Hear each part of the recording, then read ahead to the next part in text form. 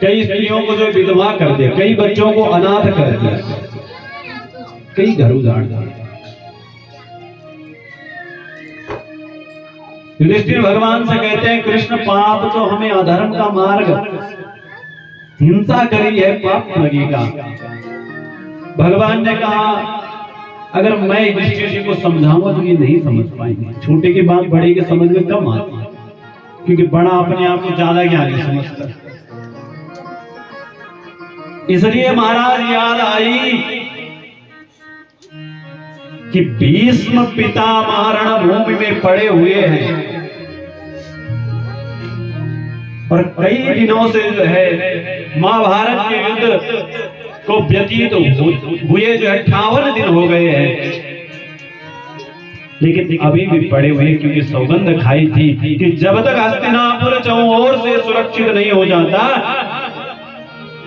तब तक अपने प्राणों का त्याग नहीं करूंगा। इसलिए कहा महाराज आज जो है भीष्म पितामह की भी याद आई। पांडवों को लेकर के रणभूमि में भीष्म पिता के पास गए हैं, जहां बाणों की सरिया पर रक्त से लथपथ हुए भीष्म पितामह पड़े हुए हैं। और जैसे ही देखा भगवान आ गए, हाथ जोड़ करके कहा हे प्रभु सदैव देवो भगवान प्रतीक्षता कलेवरं यावदिदं हिनोम्यहम् प्रसन्नहासं रुणलोचनोलस मुखाम्बुजो ध्यान पथश्चतुर्भुजा सदैव देवो भगवान प्रतीक्षताम्। हे प्रभु, हे देव, अभी तक जो मैं आपकी प्रतीक्षा कर रहा था कि मेरे प्रभु जो है मुझे दर्शन देने के लिए आएंगे, इसलिए आज तक प्रतीक्षा कर रहा हूं, लेकिन अब आप आ गए हो। अब मेरी प्रतीक्षा करने की बारी समाप्त हुई और अब प्रतीक्षा करने की बारी आपकी है। इसलिए प्रभु जब तक मेरे अंदर प्राण है तब तक जो अब आप मेरे सन्मुख खड़े रहो।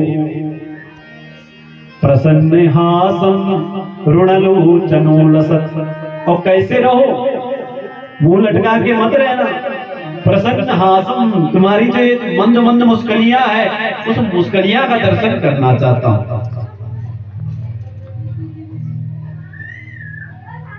सुंदर सी प्रार्थना करें और तब भगवान की स्तुति करते हैं भगवान के सामने। क्या सुंदर स्तुति करी महाराज। आइए एक तो श्लोक हम भी गायन करें। मति रूप कल्पिता कृष्णा भगवती सात्वत पुंगवी भूमि स्वसुखमुपगते क्वचिद् विहर्तुं प्रकृतिमुपैयुषे त्रिभुवन कमलं कमालवर्णं रविकर गौरीवराम्बरं दधाने